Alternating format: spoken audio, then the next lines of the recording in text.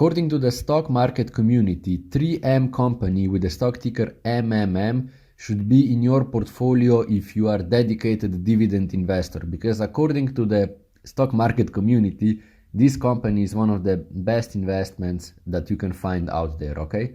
And today we will analyze if this is actually true or not. And as always, we will analyze the most important financial statements, meaning income statement, balance sheet, and cash flow statement. And within those three statements, we will analyze the data, or at least most important data, for the last 10 years, and then we will decide whether we should buy or sell the stock, okay? And all the data that you can see right now here in my Excel table can be found on this website called Macro Trends, and it's going to be linked in the description. And now, without further ado, let's start with the income statement first.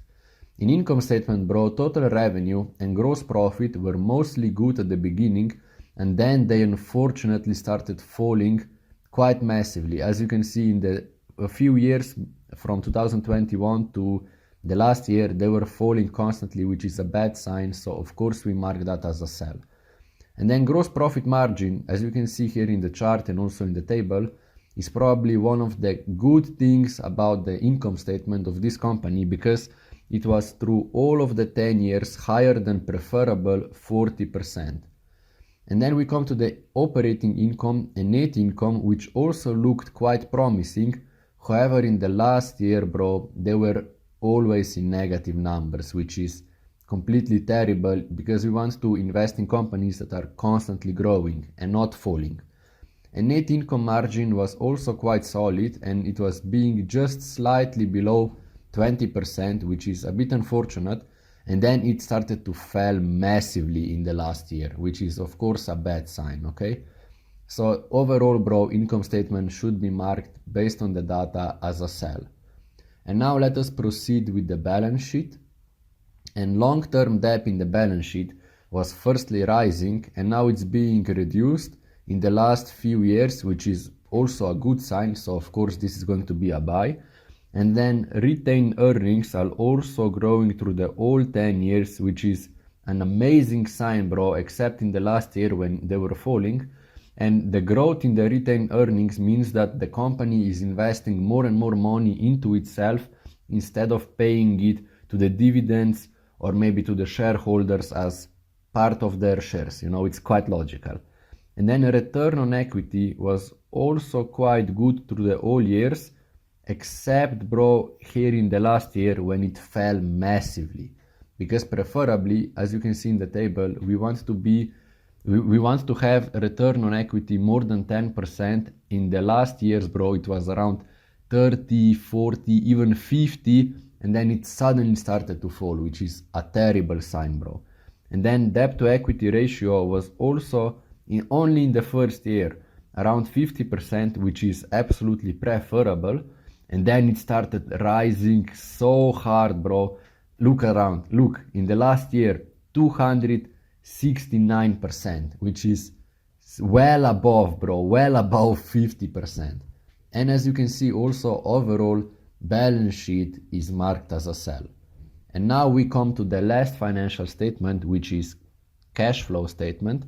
And here we will analyze only 4 short and yet important parts. Capital expenditure, for example, was slowly rising through the whole years. Of course, it was falling and then growing massively and falling and then growing. But overall, the trend shows the trend to the up, yeah? And that means that the company is investing more and more money into buying new machines, new equipment, new land, basically expanding its factories, which is a good sign.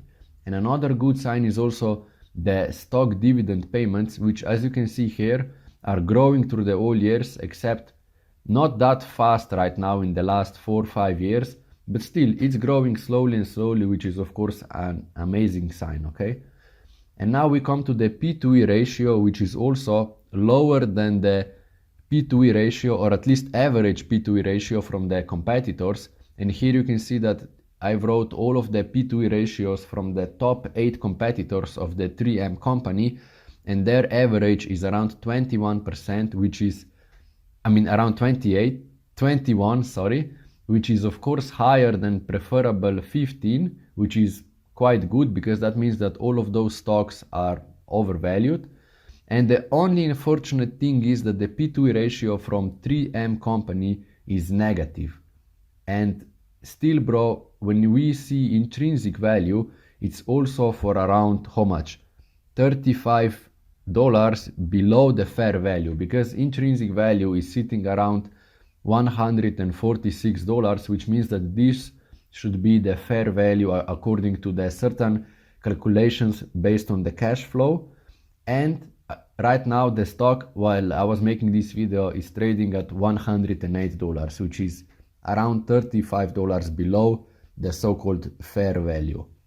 And with that being said, bro, we come to the final decision, which is of course unfortunately sell, because look at the income statement. They have so big minuses in the last years, especially in operating income, in net income, and also look, the net income margin and return on equity, bro, are also horribly low.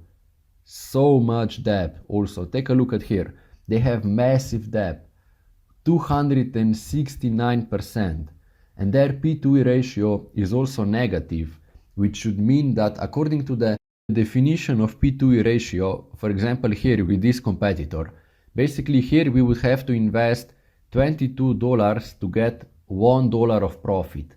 And according to that, bro, if the P/E ratio is negative, that should actually mean that we are losing money with this company, which is the very last thing that we want. And also when we take a look at the 10-year chart right now here on this website called Ticker Terminal, it's around 28% lower, or if we would dollar cost average this company, we would be 3% in minus, which is absolutely horrible, bro. So now you know what to do. Don't buy this company, do the hard work, and see you on top of the world.